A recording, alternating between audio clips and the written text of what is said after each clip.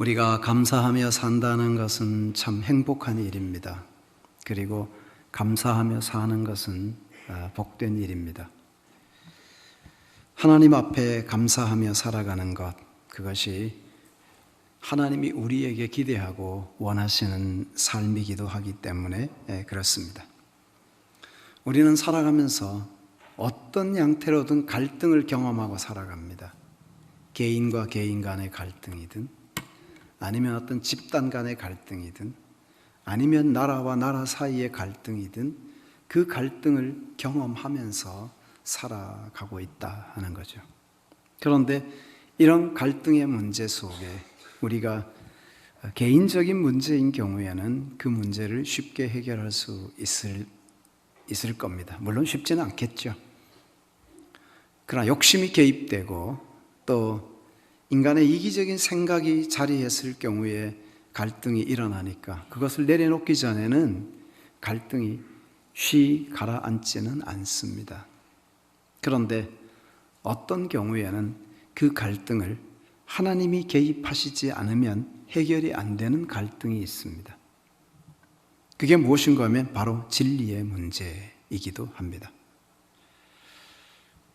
하나님을 공경하고 하나님을 섬기는 신본주의 신앙을 가진 사람과 철저하게 하나님이 아닌 인본주의 신앙을 가지고 자기 중심적인 삶을 살아가는 사람들 사이에 일어나는 이 갈등은 언제나 부딪힐 수밖에 없고 언제나 갈등을 일으킵니다. 이 사이에는 하나님의 중재가 필요하고 하나님의 개입이 필요하다는 것이죠. 그래서 하나님의 역사가 나타났을 때 그 문제가 자연스럽게 해결될 수 있습니다. 오늘 본문에서 모세와 이스라엘 백성들이 경험하는 게 바로 그런 것입니다. 하나님의 음성을 듣고 주의 뜻을 따라 그 백성들 앞에서 그들의 길을 안내하는 지도자 모세와 눈에 보이는 것을 추구하고 손에 잡히는 것을 생각하며 자꾸 옛 생활을 돌이키고 애굽으로 돌아가야 된다고 그게 사는 길이라고 생각하고 있던 이스라엘 백성들 사이에는 근본적인 가치관의 차이가 있었어요.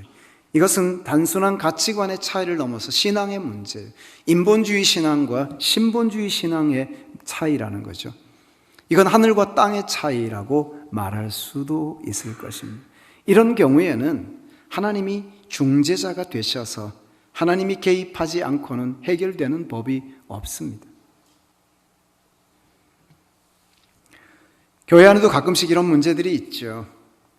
한국 교회 안에는 참 사이비한 집단들이 많고 왜곡된 가르침을 가지고 사람들을 현혹하는 집단들도 많습니다.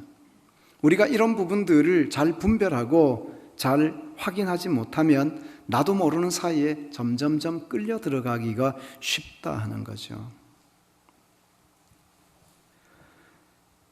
한국 교회 안에는 언제부턴가 레마 성교회라는 게 만들어졌어요.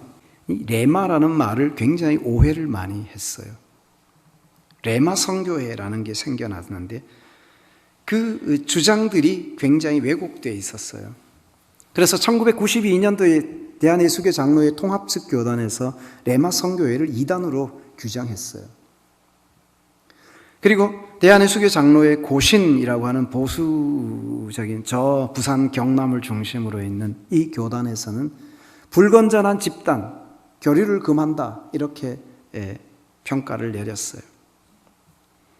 그랬는데 2021년쯤에 대한예수교 장로회 통합측 총회에서 그들에 대하여 이단을 해제하는 그런 것을 했어요. 물론 이단 연구조사위원회에서 했겠죠. 그러니까 그 이듬해 호남 쪽에 있는 많은 노회들을 중심으로 헌의가 올라오기 시작합니다. 그들의 이단을 해제한 것을 총회가 철회하시오 이런 헌의가 올라왔습니다. 이유인즉슨 변한 게 아무것도 없는데 왜 이단을 철회하느냐 하는 그런 요구였습니다. 이명범이라고 하는 사람이 김기동의 베레아 아카데미의 일기 수료생 중에 포함되어 있었습니다. 그래서 그 베레아를 만들고 그 베레아에서 주장하고 가르치는 교리들이 이 레마 성교회를 만들고 레마에서 가르치고 주장하고 있는 교리들이 베레아 김기동 집단에서 주장하고 가르치는 내용과 유사한 내용들이 너무 많은 것입니다.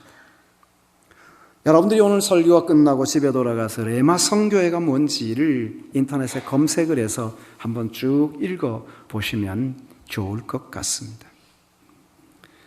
그들이 운영하고 있는 학교가 예명 대학원 대학교라는 신학교를 운영하고 있습니다. 제가 왜 이런 이야기를 하는가 하면 이런 학교에서 공부한 사람들은 역시 그런 생각 속에 빠져들 수밖에 없습니다. 삼위일체에서 이단성을 드러냈습니다. 창조론에서 이단성을 드러냈습니다. 그리고 기독론에서도 문제를 드러냈습니다. 그런데 결국은 그런 곳에 공부하던 사람들은 결국 그들의 생각대로 빠져나갈 수밖에 없는 것이죠. 그래서 이단과 좀 사이비한 가르침과 왜곡된 가르침들이 있을 때는 그것이 무엇인지를 확인해 보기 전에 그리로 들어가는 것은 아주 위험하고 어리석은 일이라는 것을 미리 말씀을 드리는 것입니다. 오늘 모세가 이스라엘 백성들과의 관계 속에서 지금 무슨 갈등을 빚고 있는고 하면 이 백성들이 마실 물이 없다. 그래서 원망하고 불평을 합니다. 그들은 이미 물 때문에 불평한 적이 있었습니다.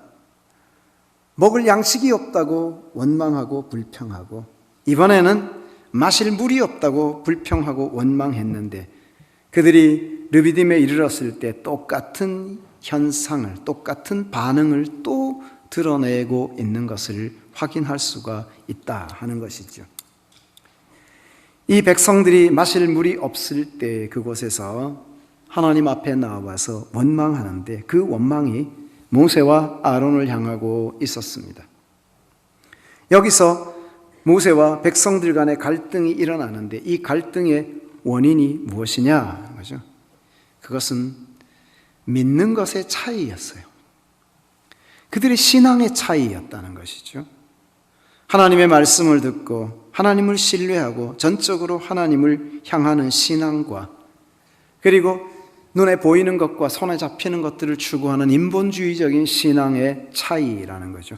신본주의와 인본주의는 굉장히 차이를 보일 수밖에 없다. 그들의 추구하는 것과 믿는 바가 다르기 때문에 생기는 갈등이었어요.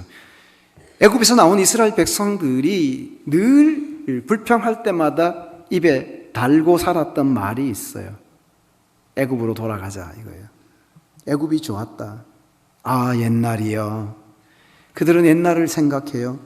그 애굽에서의 시절을 늘 회상하고 떠올리면서 우리가 애굽에 있었어야 돼. 모세 따라 이 광야로 나오는 게 아니야. 애굽에 그냥 있었으면 걱정 없는데 이 광야로 나오고 나니까 늘 먹는 걱정, 물 걱정, 사는 걱정, 늘 이 걱정하고 살아야 되잖아. 그냥 애굽에 있는 건데 괜히 따라 나왔어. 광야로 나온 후에도 그들은 기회만 되면 한 목소리로 외쳤어요. 애굽으로 돌아가자. 애굽으로 돌아가자. 사실 하나님이 그들에게 애굽으로 돌아갈 수 없도록 길을 지워버렸는데 그 길을 자꾸 추구하고 있는 거죠. 보이지 않던 바닷속에 길을 내신 후에 그 길을 다시 하나님이 없애버렸어요. 그 말은 이 하나님이 이렇게 하셨다는 것은 뭘 의미하는가 하니까 그들이 다시는 애굽으로 돌아갈 수 없는 운명에 처했다는 거죠. 하나님이 그들을 구원해 내시고 그들을 다시 옛 생활로 돌아가지 못하도록 지옥에서 구원해 내신 하나님이 다시 지옥으로 들어가지 못하도록 그리로 돌아갈 수 있는 길을 막아두셨다고 하는 거죠. 애굽으로 가지 못하도록 그 길을 막아버렸습니다. 그런데도 그들은 늘 애굽을 생각하죠. 우리가 애굽에 고기가마 곁에 있을 때 떡을 배불리 먹었던 거, 거기서 파와 외와 오이와 참외와 부추와 마늘 같은 것을 먹었다 흡족하고 만족스러웠는데 이 광야에서는 만나밖에 눈에 보이는 게 없잖아. 우리가 이곳에서 살면서 다 정력이 약하여 죽게 되었다 하면서 원망과 불평을 쏟아냈던 거죠. 여러분, 그들의 불평이 물 때문이라고 생각하십니까? 그들의 불평이 먹는 게 없기 때문이라고 생각하십니까? 그렇다면 그 불평은 물의 문제가 해결되면 사라져야 되고 먹는 문제가 해결되면 사라져야 됩니다. 그런데 그들은 광야 40년의 시간이 다 찰 때까지 원망과 불평을 거두지 않았습니다.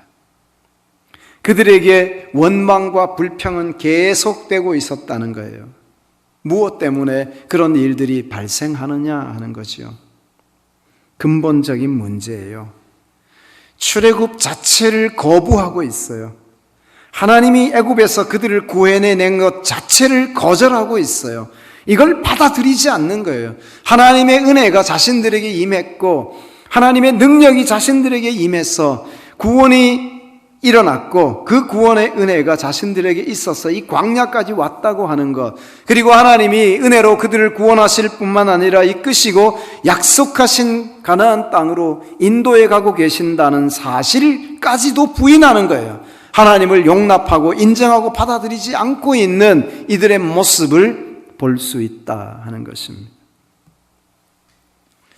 그들은 근본적으로 하나님께서 하신 일들을 용납하고 받아들이고 있지 않습니다. 그들은 자신들이 사는 길을, 모든 환경과 형편과 처지에서 그들이 사는 길을 하나님께로 나아가는 것이라고 인정하고 있지 않습니다. 그들이 사는 길은 오직 방향을 틀어서 다시 그들이 나온 옛날 생활, 애굽으로 되돌아가는 것만이 사는 것이라고 생각하고 있었던 것이죠. 이렇게 생각하는 신앙과 하나님의 약속의 말씀을 따라 하나님의 인도를 따라가야 된다고 하는 신앙에는 현격한 차이를 보일 수밖에 없습니다. 환경이 변하면 불편하지요. 하나님을 향한 믿음의 차이 때문에 생겨나는 문제였어요. 여기서 우리가 인본주의 신앙과 신본주의 신앙이 얼마나 다른지를 확인할 수 있어요. 인본주의 신앙은 쉽게 자라가지 않아요. 신앙이 쉽게 성숙하지 않아요.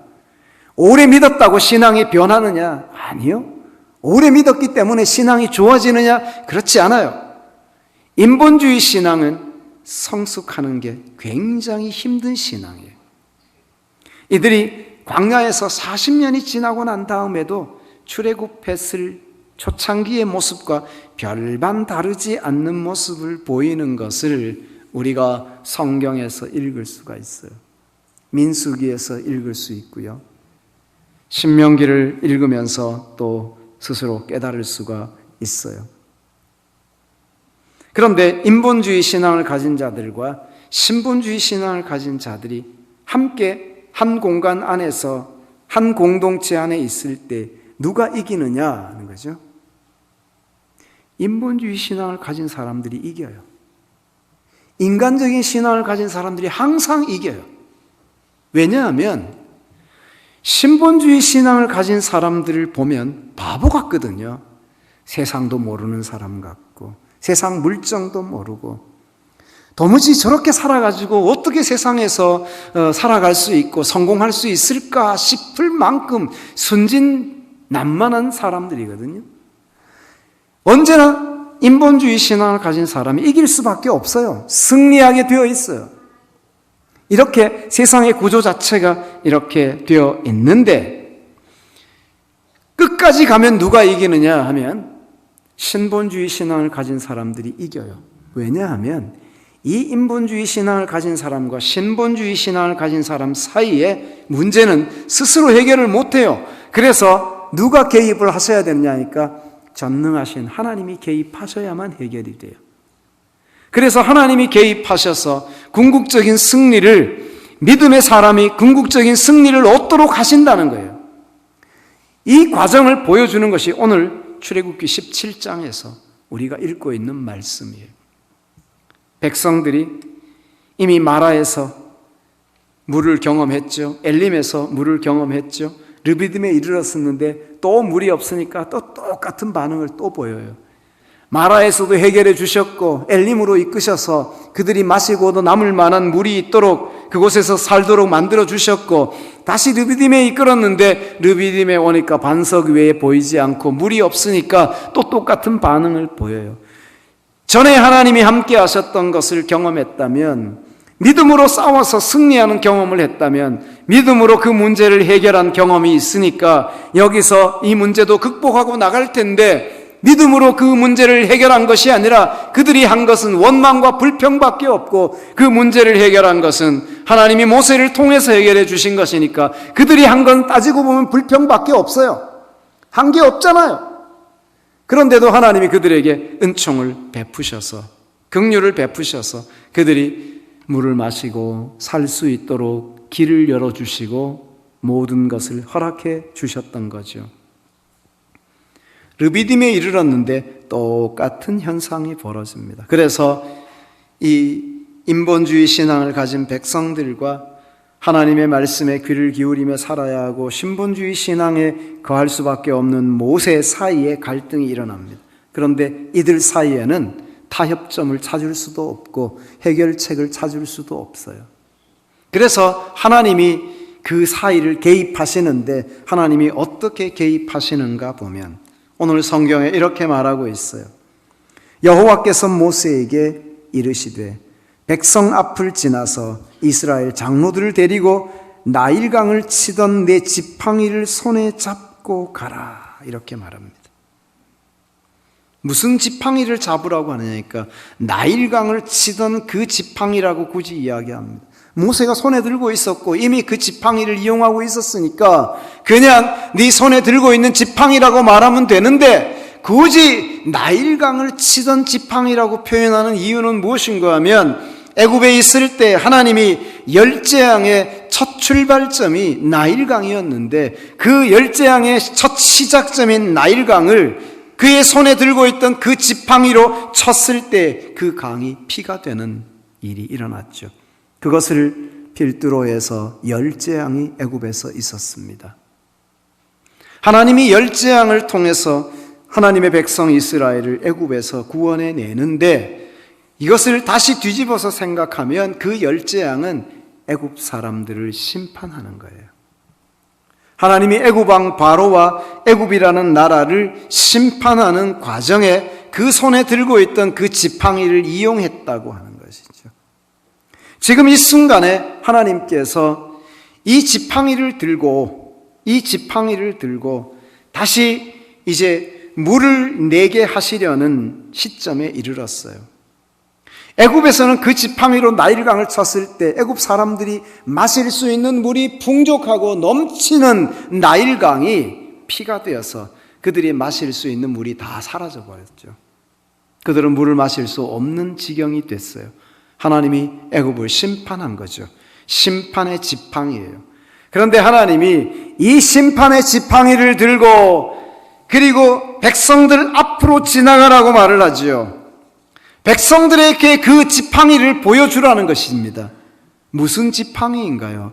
하나님이 심판의 도구로 쓰셨던 지팡이를 들고 가라는 거예요. 이 말에 담겨져 있는 의미가 무엇인가 하면, 지금 인본주의 신앙에 처해 있는 그 백성들을 하나님께서 심판하셔야 되는 상황이에요. 그 지팡이는 그 백성들을 심판하기 위해 들고 지금 가고 있는 길이란 말이죠. 그런데 놀라운 일이 벌어집니다. 그 지팡이로 심판을 해야 되는 그 지팡이를 가지고 가서 반석을 치라고 이야기를 합니다. 반석을 치라는 하나님의 명령에 따라서 반석을 치라. 그것에서 물이 나오리니 백성이 마시리라. 모세가 이스라엘 장로들의 목전에서 그대로 행하니라. 그가 그곳 이름을 마사 또는 무리바라 불렀으니 이는 이스라엘 자손이 다투었음이요, 또는 그들이 여호와를 시험하여 이르기를 여호와께서 우리 중에 계신가 안 계신가 하였음이더라. 그들이 여호와를 시험하였어요. 하나님이 진짜 계셔? 진짜 계시지 않아? 여호와를 시험한다. 하나님이 드디어 그 지팡이로 이 백성들을, 여호와를 시험하는 백성들을 심판하기 위해서 심판의 지팡이를 들고 그 앞으로 지나가라고 말하고, 그리고 그 지팡이로 백성들을 쳐야 하는데 백성들 대신에 반석을 쳤어요. 그 지팡이로 백성들을 쳤으면 백성들이 다 죽었습니다. 그런데 그 지팡이로 반석을 치게 합니다. 그리고 그 반석에서는 물이 솟아나오고 죽어 마땅한 백성들은 그 생수를 마시고 모든 갈증을 해소하고 죽음의 위기에서 살고 그리고 평안을 누리게 됐어요. 자, 이 부분에 대해서 사도 바울이 해석을 합니다. 고린도전서 10장 4절에 가면 이렇게 말하죠. 모세가 무리바 반석에서 반석을 쳐서 물이 나오고 백성들이 마셨다. 그래 놓고 이런 해석을 마지막에 붙이죠. 그 반석은 곧 그리스도시라. 이렇게 말합니다. 그 반석은 곧 그리스도시라. 바울은 모세가 쳤던 그 반석을, 무리바에서 나온 그 반석을 예수 그리스도의 그림자로 묘사하면서 그리스도를 통해서 우리에게 주어진 하나님의 심판과 그리고 하나님의 구원에 대해서 설명을 하려고 하는 거죠. 우리는 하나님 앞에서 하나님을 거스르고 하나님을 배역하고 하나님 앞에서 신실하게 살아가지 못해서 하나님의 심판 가운데 거하고 있는 백성들인 것이죠. 모든 사람이 죄를 범하였음에 하나님의 영광에 이르지 못했습니다. 죄의 삭은 사망입니다. 사망의 법이 두르고 있는 세상 한가운데 존재하는 모든 인생들이었습니다. 그 인생들을 향한 하나님의 진노가 머물러 있었던 것이죠.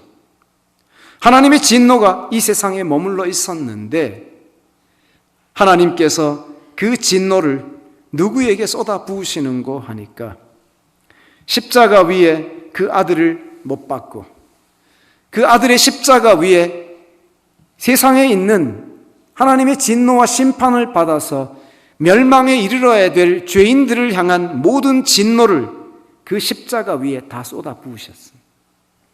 그리스도께서 우리가 받아야 될 모든 진노의 잔을 다 받아 마시고 죽으신 것이죠. 그가 저주를 받음으로 오히려 그를 통해서 우리에게 생수가 흘러 넘치게 되고 우리가 생명의 물을 마시고 영생을 얻으며 하나님 앞에서 살아갈 수 있는 특권을 얻게 되었다 하는 거죠.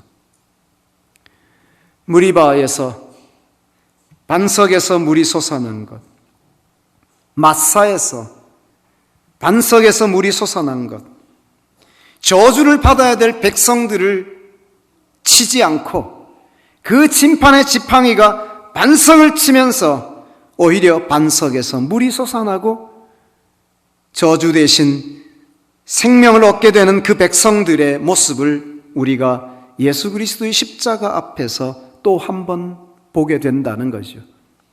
우리의 모습이 그런 거예요. 우리가 하나님의 진노 가운데 영원히 죽었던 자들이에요. 그리고 하나님이 은혜를 베풀지 않으면 살 수 없이 그대로 영원한 형벌 가운데 거할 수밖에 없던 존재들이었어요. 그런데 하나님이 그 위에 심판을 쏟아 부으시는 대신에 그 심판을 그리스도의 십자가 위에 대신 내리셨다는 거죠. 그리스도께서 그 심판을 받으심으로 우리는 생명을 얻고 영생을 얻게 되었죠. 그래서 예수 그리스도께서 무엇이라고 말씀하십니까? 자신의 몸을 가리켜 내가 하늘로부터 온 산 떡이다, 생명의 떡이다 하고 자신의 몸을 내어주셨습니다. 주님 자신의 몸을 내어주시면서 우리가 생명의 떡을 먹고 영생을 얻을 수 있는 기회를 제공해 주셨다고 하는 겁니다. 자신의 몸에 물과 피를 쏟으면서 신령한 음료를 마시고 영적인 갈증에서 벗어나고 영생에 이를 수 있는 특별한 길을 또한 우리에게 열어주셨다고 하는 거죠. 그리스도께서 하나님의 심판의 지팡이에 대신 맞아주셔서 우리가 누리게 되는 혜택, 우리가 누리게 되는 특권이라는 사실을 또 한번 생각하게 된다 하는 것입니다. 이제 이곳에서 하나님은 그 백성들에게 또 다른 일을 시작하십니다. 그게 무엇인가 하면 아말렉과의 전쟁인데요. 아말렉은 이스라엘 백성들이 애굽에서 나올 때부터 이 백성들의 후미를 공격하고 약한 자들, 힘이 없어서 뒤처져 있는 자들, 그 대열에 합류하지 못하고 떨어져 오는 자들, 그들을 공격해서 그들을 괴롭게 하고 힘들게 했던 사람들이 아말렉 사람들입니다. 이 아말렉은 광야에서 살면서 그들은 아마 베두인 중에서 굉장히 호전적인 사람들이었을 거라고 생각하기도 합니다. 이 아말렉이 이스라엘 백성들의 후미를 공격했기 때문에 앞서가던 사람들은 그 무리가 워낙 컸잖아요. 200만 명, 250만 명 이렇게 추정을 하는데 그 많은 무리들 뒤에서 무슨 일이 일어나는지 앞서가는 사람들은 그것을 알 수가 없었어요. 그런데 아말렉이 뒤에서 계속 그들을 출애굽할 당시부터 그들을 괴롭히고 있었어요. 그러던 그들이 갑자기 이제 이스라엘의 전면에 나타나서 전면전을 벌이려고 하던 참에 이 아말렉과 르비딤에서 전쟁을 벌이는 이 여호수아와 모세의 모습을 확인할 수가 있는 것이죠. 우리는 여기서 중요한 사건 하나를 생각하는 것입니다. 아말렉은 여호와를 두려워하지 않습니다. 아말렉은 이스라엘 백성들을 해하는 것을 두려워하지 않습니다. 하나님의 백성들을 향하여 자신들이 가진 모든 것을 동원해서 그들을 괴롭게 하려는 세력들이 아말렉이었습니다. 그리고 그 아말렉을 향하여 하나님은 영원히 이 땅에서 도말하여 천하에서 기억함이 없게 하겠다고 하는 강력한 의지까지 보여주십니다. 그러면 우리가 이렇게 생각해 보죠. 하나님의 인도를 따르는 길인데 하나님이 그들을 인도해서 광야로 나왔고 여기까지 인도하셨는데 왜 하나님이 인도하시는 이 길에 아말렉이 존재하는가 하죠. 왜 아말렉이 이 백성들을 괴롭게 하고 하나님의 백성들을 힘들게 했는가 하는 것입니다. 왜 하나님이 이런 일을 허락하셨을까요? 그들은 하나님의 백성 이스라엘에 가는 길을 신앙의 여정을 인정하지 않는 자입니다. 이스라엘 백성들에게 아직도 하나님이 인도하고 계시지만 그들의 연약한 부분이 많습니다. 그들은 싸움을 통해서 승리를 어떻게 얻는지를 배워야 합니다. 광야의 긴 여정을 살아가려면 그들에게 하나님을 체험하는 신앙도 필요하고 하나님이 함께 하시면서 그들에게 주시는 기적도 필요하고 하나님의 이름을 의지해서 원수와 싸워서 이기는 승리의 기쁨도 맛보고 그 비결도 배워야 합니다. 이 백성들에게 이것이 필요한 것을 하나님이 아셨기 때문에 아말렉을 통해서 하나님이 이스라엘과 전쟁을 하게 하셨습니다. 싸워본 사람이 싸워서 승리해본 사람만 아는 비결이 있습니다. 영적인 전투도 마찬가지고 신앙도 마찬가지입니다. 희생을 하면서 헌신을 하면서 영적으로 하나님 앞에서 온갖 갈등을 하면서 내가 직면한 그 문제와 원수와 더불어 싸워서 이겨본 경험이 있는 사람만이 동일한 문제, 또 다른 문제 앞에 섰을 때 똑같은 방식으로 그 문제를 향하여 도전해 가고 싸울 준비를 하고 싸워서 승리의 기쁨과 영광을 맛볼 수가 있습니다. 싸워보지 않은 자는 인간적인 생각을 가지고 모든 문제를 끝까지 주장하고 판단하다가 스스로 엎드러질 수밖에 없는 연약한 신앙을 가진 자가 될 수도 있다고 하는 거죠. 아말렉과 이스라엘과의 싸움에서 우리는 두 가지 양상을 봅니다. 표면적으로는 여호수아가 백성들을 이끌고 나가서 아말렉과 싸웠습니다. 여호수아가 군사를 이끌고 나가서 아말렉과 더불어 싸우는 전쟁입니다. 한 가지 전쟁이죠. 이 전쟁으로 전쟁의 승패가 결정되지 않았습니다. 보이는 이 싸움으로서 여호수아가 용맹하고 지략이 뛰어나고 힘이 강하고, 그래서 이스라엘의 군대의 수가 아말렉보다 훨씬 더 많기 때문에 그래서 전쟁의 승리가 이들에게 주어지지 않았다는 거예요.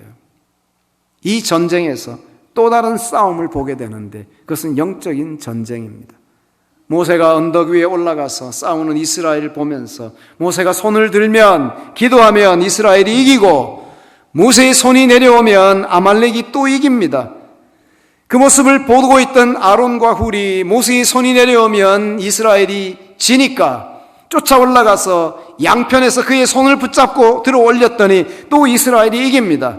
계속해서 여호수아가 싸움에서 이기는 모습을 보고 있는데 자신들도 지쳐서 팔에 힘이 없어서 내려오니까 이제는 자기들의 힘으로는 더 이상 받칠 수 없다고 생각했을 때 돌을 쌓아서 그 위에 손이 올라가게 하고 그 위에서 손이 내려오지 않도록 해 놓았습니다.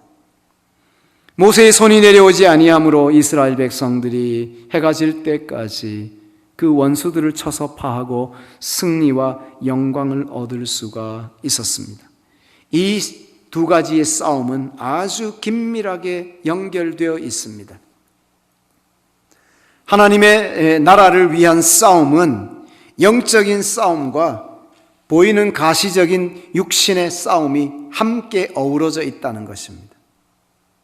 몸으로 싸우는 싸움이 모든 것을 결정하는 것이 아니라 보이지 않는 기도를 통해서 영적인 전투에 임하는 이 싸움이 승리를 결정했다는 사실을 기억해야 된다는 것입니다. 이 백성들이 승리와 그 영광을 경험한 것은 모세가 언덕 위에서 그 백성들을 위해 손을 높이 들고 그들을 축복하며 그들을 위해 기도하고 있던 그 기도의 결과였다는 거죠. 여호수아가 아무리 힘을 내서 싸워도 모세의 기도의 손이 내려왔을 때 그 백성들은 아말렉에 패할 수밖에 없었다. 그 손이 내려오지 않도록 올려줘야 된다는 것입니다. 그 손이 내려오지 않도록 해야 된다는 거죠. 지치지 않게 해야 되고 힘이 빠지지 않도록 누군가 도와야 된다는 것입니다. 교회도 마찬가지, 기도하는 사람들을 옆에서 격려하고 세워야 되는 거죠. 기도에 힘을 잃게 하면 안 되고 낭망하게 해서는 안 된다는 거죠. 마음이 낙심이 되어서 기도할 마음도 생기지 않고 힘을 얻지 못한다면 무슨 수로 기도를 할 수 있겠냐는 것이죠. 우리가 도와야 될 자들을 도우고 격려해야 될 자들을 격려해야 되는 거죠. 기도하는 사람들을 계속해서 격려하여 세우고 그들이 계속해서 기도의 무릎이 약해지지 않도록 하고 그들이 기도하는 호흡이 짧아지지 않도록 계속해서 도와주고 힘을 불어넣어 줘야 되는 것이다. 것입니다. 행여나 나의 행실이나 나의 말이 앞서 일하는 사람들을 낭망케 하지는 않을까? 그 사람들을 실족케 하지는 않을까? 하나님 앞에 노심초사하며 자기를 살필 줄 아는 지혜가 하나님의 백성들에게 있어야 되는 거죠. 아론과 훌이 언덕 아래에서 구경만 하고 있고 모세를 향해서 손을 올리시오, 손을 올리시오. 당신의 손이 내려오면 우리가 전쟁에서 패하는데 왜 자꾸 손을 내리는 거요? 라고 원망만 하고 불평만 했다면 이스라엘은 그날 아말렉의 손에 다 죽었을 것입니다. 하나님이 이 방법을 통해서 영적인 싸움에서 우리가 어떻게 승리하는지를 보여주고 있는 것입니다. 몸으로 하는 봉사, 몸으로 하는 섬김, 몸으로 하는 수고 아름답습니다. 그러나 그 일보다 더 아름다운 것이 기도하면서 몸으로, 기도하면서 수고, 기도하면서 봉사, 기도하면서 일하는 것입니다. 그러므로 내가 몸으로 때우는 것보다 기도하는 일이 우선한다는 사실을 잊어서는 안 된다 하는 거죠. 이 일이 참으로 하나님의 교회 공동체 안에서는 소중한 일이라는 것을 깨우쳐 주고 있는 것이지요. 하나님은 이 아말렉을 도말하여 천하에서 기억함이 없게 하겠다 말씀하셨어요. 이 말은, 이 싸움은 하나님 당신의 싸움이라는 거예요. 그건 내 싸움이다 하는 거죠. 하나님의 싸움이기 때문에 하나님의 도움을 의지하고 하나님과 함께 할 때 하나님께서 이 싸움의 성패를 결정해 주신다 하는 것입니다. 그날 모세가 제단을 쌓고 그곳의 이름을 여호와 니시라고 말했습니다. 니시라는 말, 깃발이라는 말이죠. 여호와는 나의 깃발이라는 거죠. 나의 깃발 니시. 여호와가 나의 깃발이 된다고 말하는데 이 깃발이 한 번만 흔들려서야 되겠습니까? 왜 이 깃발이 한 번만 흔들려야 합니까? 이 깃발은 한 번만 흔들리는 게 아닙니다. 15절에 뭐라고 말하는 거 하니까 여호와가 아말렉과 더불어 대대로 싸우리라 하셨다 하였더라. 이제 이 아말렉과 더불어 하나님은 끝까지 싸우신다는 거예요. 아말렉이 천하에서 도말하고 그리고 그 기억함이 없도록 할 때까지 하나님 여호와께서 아말렉과 더불어 싸우신다고 말하는 거죠. 그렇다면 여호와 니시는 한 번으로 끝나는 것이 아니라 계속 반복되어서 승리의 영광을 자기 백성에게 주시는 하나님을 우리가 경험할 수 있어야 한다 하는 것입니다. 여호와 이레도 마찬가지입니다. 여호와 이레라는 말도 하나님이 이후로부터 여호와께서 여호와의 산에서 준비된다고 하는 말씀이 여호와 이레였어요. 하나님이 어린 양을 여호와의 산에서 준비한다는 말이 여호와 이레였어요. 아브라함이 경험한 건 그거였어요. 아브라함은 수천 년 후에 일어날 그 사건을 보고 있었어요. 그래서 여호와 이레라고 말하는 거예요. 여호와의 산에서 준비되는 거죠. 여호와의 산 시온산에서 세상 죄를 지고 가는 하나님의 어린 양이 그곳에서 십자가에 못 박혀 죽으시는 그 장면, 그리스도께서 십자가 위에 죽으실 때 그 죽으시는 그 장면, 어린 양으로 죽으실 때 그 모습이 여호와 이레의 열매였어요. 여호와 이레는 거기서 완성되는 거였습니다. 여호와 니시는요, 이것은 세상 종말에 완성될 것입니다. 여기서 아말렉은 어떤 대상을 그리고 있냐 하면 하나님을 두려워하지 않는 자, 하나님의 백성들을 향해서 그들의 생명을 노리는 것을 전혀 이상하게 여기지 않는 자, 하나님의 나라와 하나님의 교회와 그 백성들을 향하여 정면으로 도전하고 나오는 이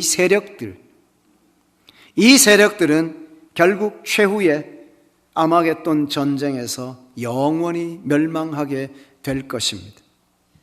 그날에 진정한 여호와 니시의 깃발이 흔들리게 될 것이고 그 깃발은 그리스도의 승리로 나타날 것이며 그리스도께서 승리하신 그날에 온 천하 만민은 구원받은 모든 백성들은 여호와 니시를 노래하며 하나님을 찬양하게 될 것입니다. 사랑하는 성도 여러분, 그리스도께서 우리가 당해야 될 저주를 대신 받으시고 우리가 저주 대신에 생명을 선물로 얻고 그리고 영생을 선물로 받게 되었다는 사실에 감사하시기 바랍니다. 동시에 이제 구원받은 자가 영적인 싸움을 하며 영적인 믿음의 여정을 걸어가는 동안에 하나님께서 여호와 니시의 승리와 영광을 주실 것에 대한 기대와 소망, 또 하나님이 그렇게 일하셨고 지금도 일하고 계시고 앞으로도 그렇게 일하실 것을 기대하며 여호와 니시의 하나님을 찬양하고 영광을 돌려야 될 것입니다. 한 해 동안 지나온 삶을 돌아보며 추수감사절을 지키는 사랑하는 모든 성도들이요, 주님께 감사합시다. 주님이 우리 대신 저주를 받으셨습니다. 죽어야 될 우리를 살리기 위해서 친히 저주를 받으시고, 그리고 생명의 떡을 주시고 생명의 생수를 제공해 주셔서 우리가 영생을 얻고 하나님 나라를 소망하며 살아가게 되었습니다. 또 믿음으로 영원한 하나님 나라를 향해서 이 땅에 살아가는 동안 우리가 직면하는 수많은 원수와 수많은 어려움과 여러 가지 갈등 속에서 니시의 하나님으로 역사하셔서 우리에게 승리의 영광을 주시는 하나님을 찬양합시다. 오늘 이 아침에 우리 하나님께 감사하되, 이 감사의 시작을 나를 구원하신 하나님, 내게 생명을 주신 하나님, 영생을 약속하신 하나님을 바라보는 데서부터 우리의 감사가 시작될 수 있기를 바랍니다. 이 감사는 시간이 지날수록 풍성해지고 커지고 넘쳐날 것입니다. 하나님의 놀라운 은혜가 우리 모든 주의 백성들에게 가득가득 채워지기를 축복합니다.